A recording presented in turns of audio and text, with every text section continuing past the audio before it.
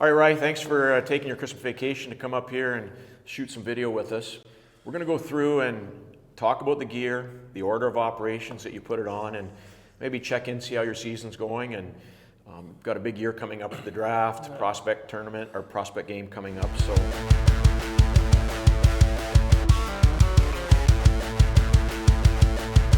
let's talk about putting the gear on. Have you ever forgotten your gear before?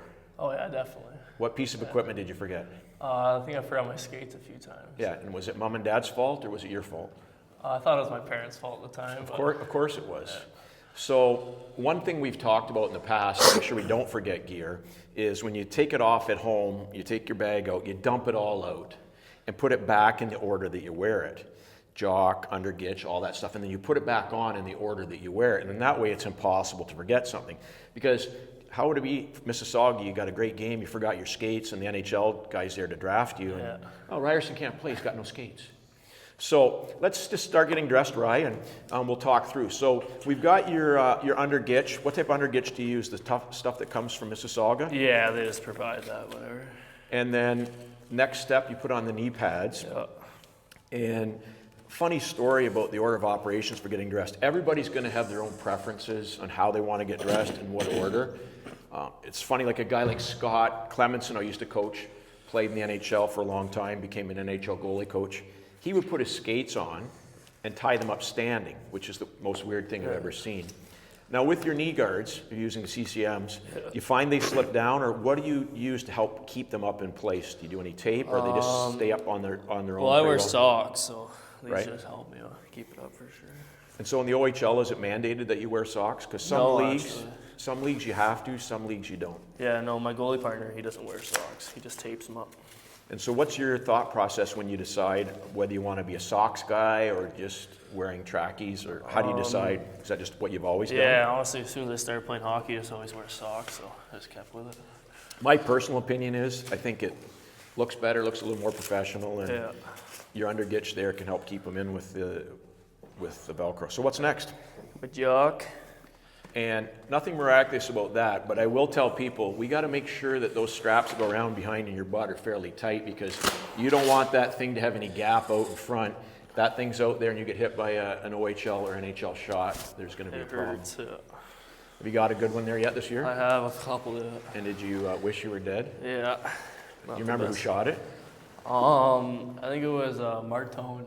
Yeah? He's got a pretty hard shot. Who's he play for? Oh, no, I was in practice. Oh, your own guy? Yeah, I was in practice. It's always your own guys that do it. Yeah. So, CCM, how did you decide on the CCM pants? And what do you notice the difference between quality goalie pants and then some guys, little kids that are starting out just using forward pants? Yeah, well, CCM is actually like mandated by the league, so you have to wear CCM pants. I was always in, I think, Bauer or Vaughn pants, so I had to make the switch. It's I don't know. I hate pants to begin with. Right. So you'd want to play without pants. Yeah, if I could, for sure. You'd sell tickets to that. So what comes next after the pants? Skates. Skates. And we got these new ski boot type, what are they called? Konekt. Konekt.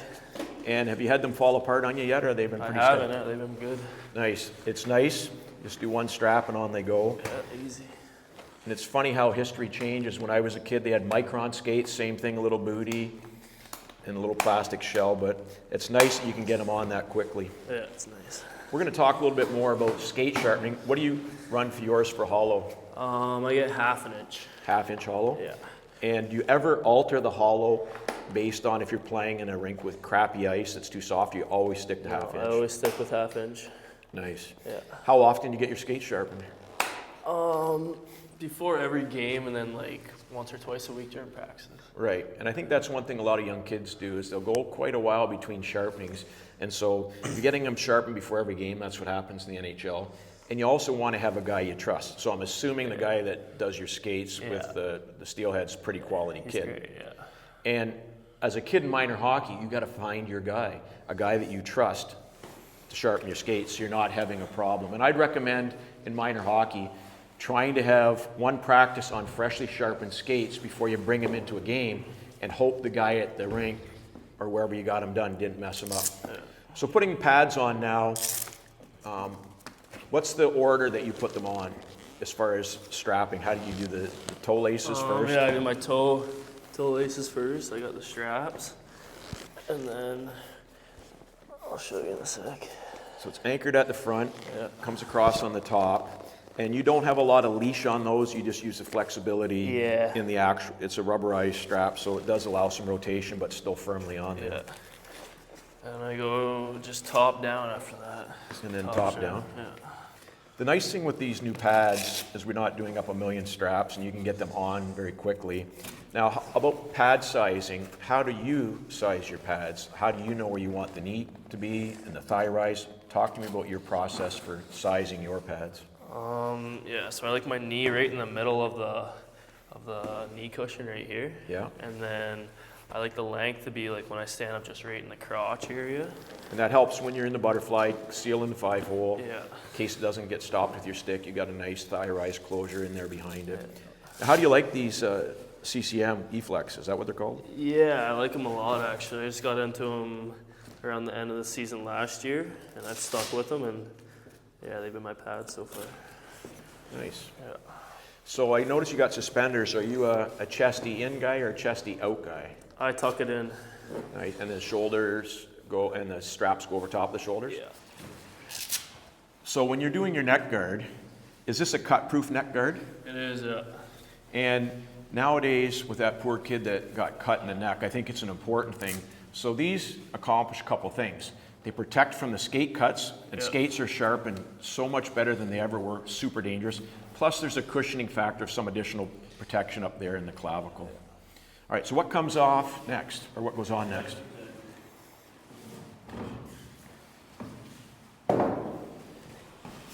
And so when you're sizing your chest and arm, what are some of the things that you do, or any mods that you've done to these to help with protection? I've added, let's see this. I've added like a little thing here just to push it out more. Right. Give yourself a little cushion. Yeah, other than that. Pretty fundamental off the shelf. Yeah.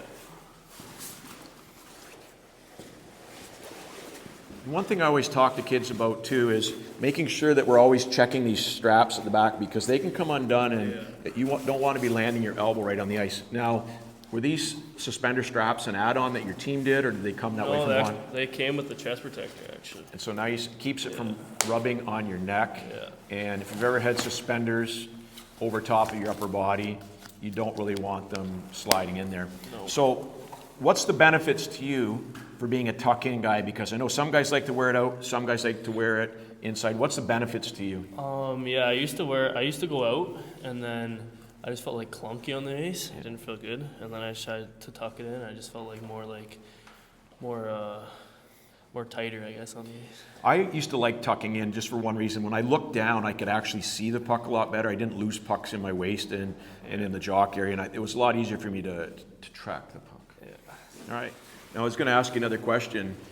A lot of goalies in the NHL pretty much gear right down in the intermissions. Yeah. And are you a guy that just goes upper body down? I don't do anything. Just leave jersey on, everything? Yeah, do everything.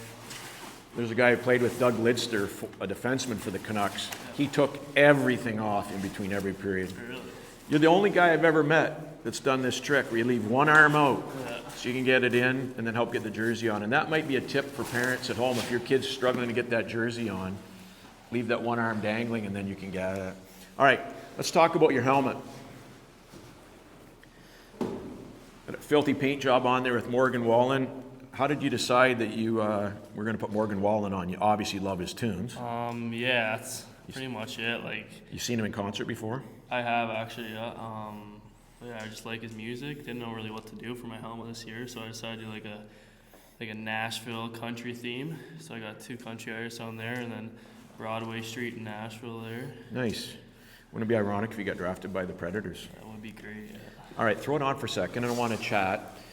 Now, you're not a dangler guy, and a lot of that's personal preference. If you want to wear it, you wear it.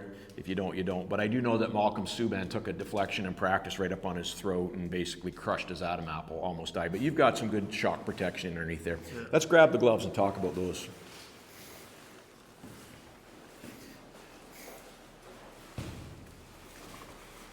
Now, a lot of guys use practice trapper with practice palm, very hard to close, so you don't get killed in practice. Do you use a practice glove, or you just use the same one? I use the practice. This is actually, this is my practice one.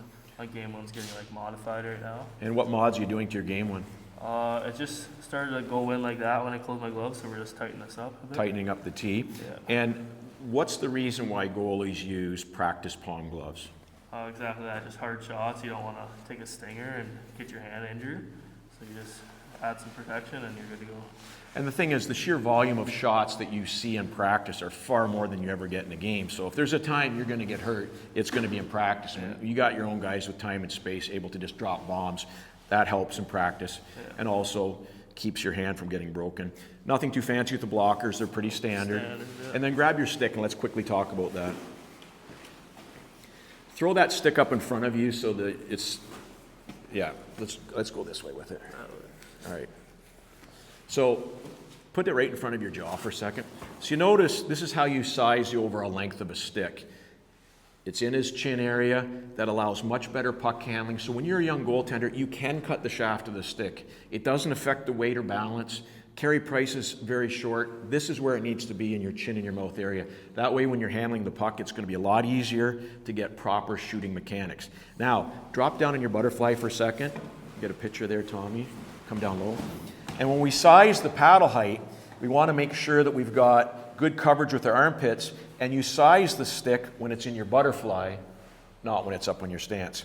All right, Rye, let's get out there and shoot some pictures today for this brand new book and get warmed up. Let's do it.